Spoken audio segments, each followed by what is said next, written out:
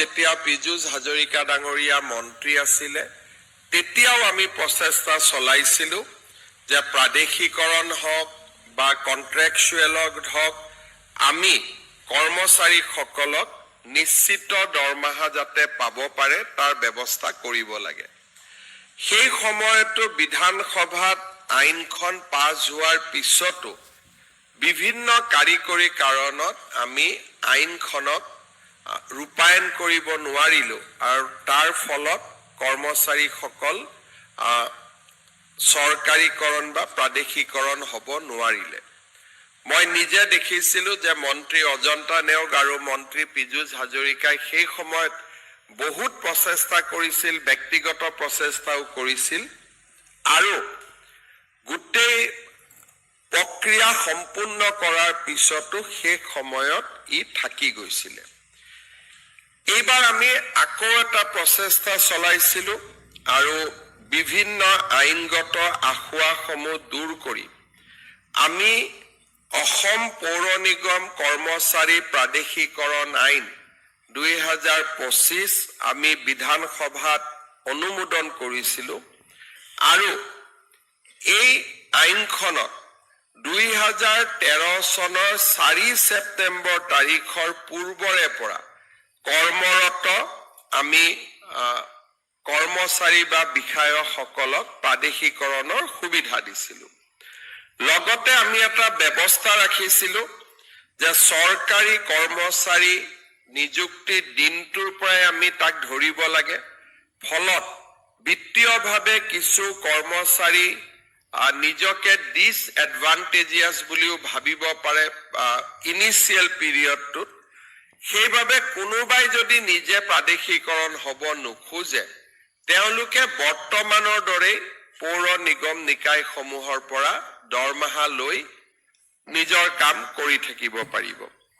1044 গৰাকী কৰ্মচাৰী আমি প্ৰাদেশিকৰণত অনুমোদন জনাইছিলোঁ আৰু 634 গৰাকীয়ে এই প্ৰাদেশিকৰণৰ বাবে সন্মতি দিছিলে আৰু আজি আমি আপোনালোকক নিযুক্তি পত্ৰ দিবলৈ ইয়াত আজি আমি সমবেত হৈছোঁ।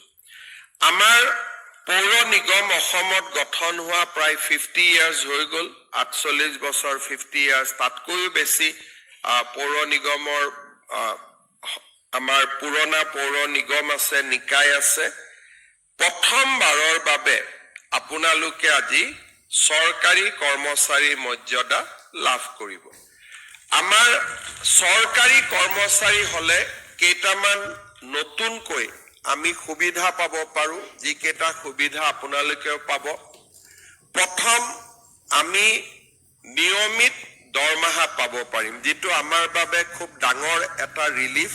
কাৰণ নহ'লে আমি 16 finance commission, 15 finance commission, 6 finance commission, 5 finance কমিশ্যনৰ ডিভলিউশ্যনৰ টকা নহালৈকে আমি বহুতে দৰমহা নাপাওঁ। আৰু 2-3খন পৌৰ নিগম নিকায় বাদ দি নিজে দৰমহা দিব পৰা অৱস্থাটো তেওঁলোক নাথাকে। গতিকে স্বাভাৱিকভাৱে পৰিয়ালটো চলোৱাত আপোনালোকৰ যথেষ্টখিনি কষ্ট হৈছিলে। এতিয়া আমি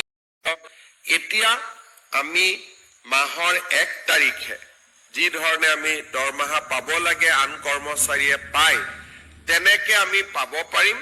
আৰু ডিপাৰ্টমেণ্টে অলপমান ইনিচিয়েল কামখিনি ঠিক কৰি দিলে আমি অহা মাহৰ পৰাই 1 তাৰিখে দৰমহা পাব পাৰোঁ। মই নিশ্চিত যে ডিপাৰ্টমেণ্টে সেই দিশত কামখিনি কৰি দিব, যিহেতু এতিয়া আইনগত কোনো বাধা নাই। দ্বিতীয়, আমাৰ চৰকাৰে কেইদিনমান আগতে UPSৰ অনুমোদন কৰিছে। আগত NPS আছিলে, OPS আছিলে, এতিয়া ইউনিফাইড পেনশ্যন স্কিম অৰ্থাৎ UPS হ'ব। UPSত 16% কণ্ট্ৰিবিউশ্যন ষ্টেটে কৰে, 10% কণ্ট্ৰিবিউশ্যন কৰ্মচাৰীয়ে কৰে।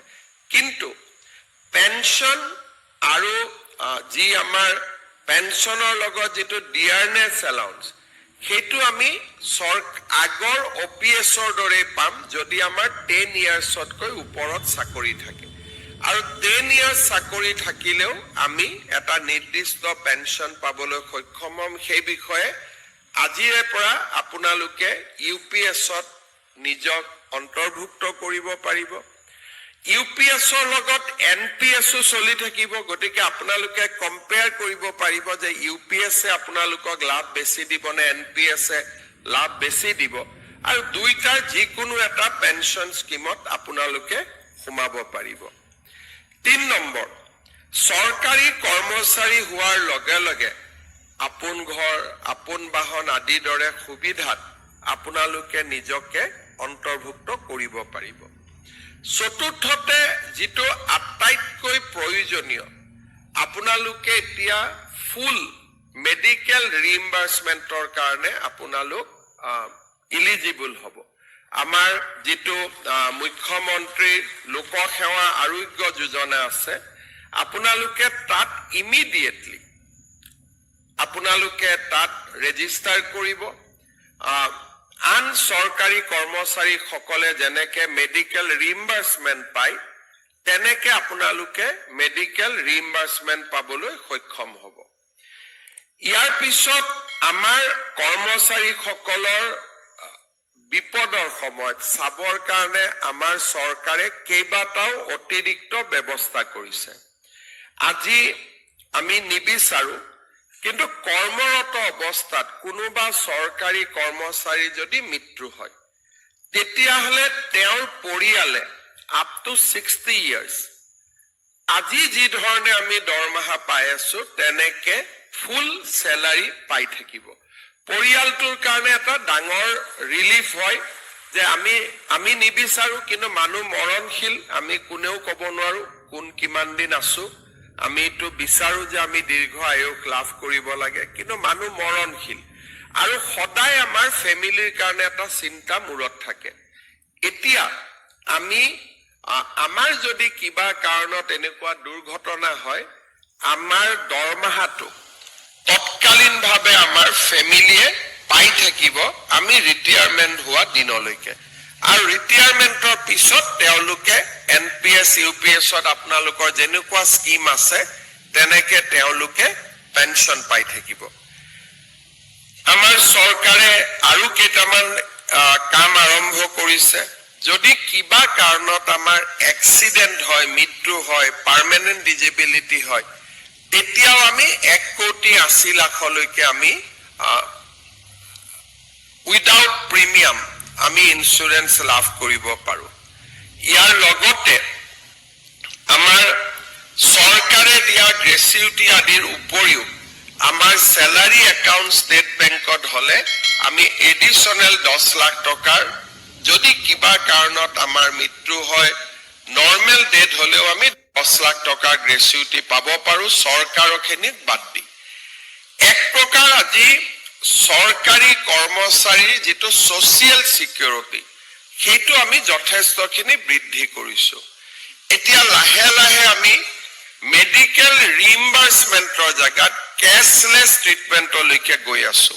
আজি আমাৰ হস্পিটালত গলো, ৰিইম্বাৰ্সমেন্ট যেতিয়া হৈ থাকিব, কিন্তু আমি কেশলেস ট্ৰিটমেন্ট পাম।